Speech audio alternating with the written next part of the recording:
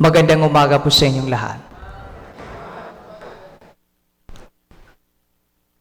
Tanong po, saan kaya natin matatagpuan ang Diyos? Magandang tanong, di ba? Saan natin matatagpuan ang Diyos? Saan ko matatagpuan ang Diyos? Itong tanong na ito ay isa sa mga tanong na sinasagot ng ating mga pagbasa ngayong araw. At ang keyword po ng ating pagninilay ngayong araw ay ang salitang templo. Well, sa pag-aaral ko po sa ecclesiology, pag sinabi pong templo, tatlong bagay po iyon. Templo as itong simbahan, gusali.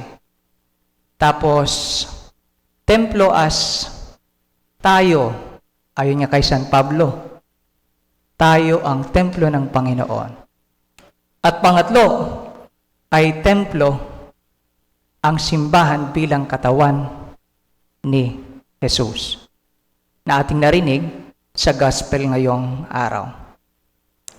Tamang-tama ngayong araw, pinagdiriwang po natin ang the solemnity of the dedication of the Lateran Basilica.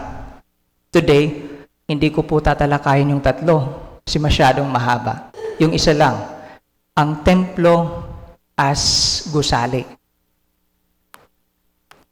Dedication ng Lateran of Basilica. Ang Lateran po, Basilica, ay cathedral ng Diocese ng Roma. At ang simbahang ito ay siyang mother of all churches worldwide. Tingnan po natin kung ano ang kahulugan ng salitang dedication. Ang salitang ito ay mula po sa Latin, dedicatio, na ang kahulugan po ay set apart. Sa Tagalog po, itinalaga or inilaan. Naririnig nyo sa radyo noon, di ba? This song is dedicated to. Ay para lang po sa kanya iyan. Special. Dedicated to. At ang simbahan is, lahat ng simbahan ay dedicated. For whom? Ang tanong ay for whom and for what? For what? Ang lahat ng simbahan bilang gusali ay dedicated para sa Diyos. Para sa Diyos. And for what? Well, ang simbahan po ay meeting place natin bilang community of believers. At tayo ay pumupunta dito para sambahin ang Panginoon. Para sambahin ang Diyos. Mas maganda po pakinggan sa Tagalog.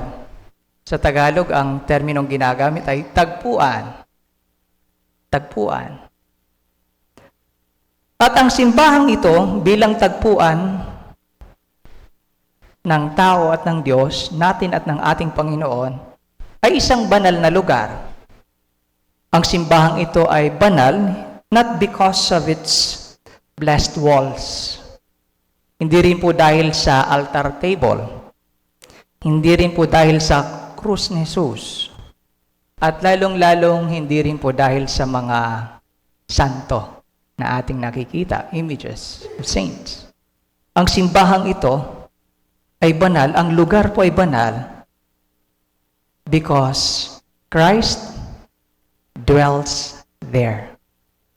Nananahan po ang Diyos sa lugar na ito. Ibig pong sabihin, nandito po ang dakilang presensya ng Panginoon. Sa ating gospel ngayong araw, atin pong narinig na si Jesus, tinawag niya ang templo na tahanan ng Diyos Ama. Kahit sa second reading, tinawag ni San Pablo, tahanan ng Diyos Ama. Tahanan ng Diyos Ama. My Father's house. Ngunit, ang bahay naman po ay walang saysay kung walang nakatira. Walang nakatira. Itong simbahang ito ay wala pong saysay kung wala tayo dito. Bilang isang komunidad na sumasamba sa Panginoon. And so, as to the question, saan ko po mahahanap ang Diyos Padre? Well, Ang ating pagbasa ngayong araw, tinuturuan po tayo na pumunta sa simbahan. Isa sa mga lugar na kung saan matatagpuan natin ang Diyos. At hindi lang po pumunta sa simbahan. Pumunta sa simbahan at makisama sa pamayanan o bilang isang community. Makisama sa pamayanan na sambahin ang Panginoon at makikita natin ang Diyos. Hindi po pwedeng paghiwalayin ang gusaling ito at tayo. Hindi. Palagi po yang magkasama. Palagi po iyang magkasama. At ngayong linggo, pinapaalalahanan po tayo, I believe, to go to church, to join the community of believers in worshiping God.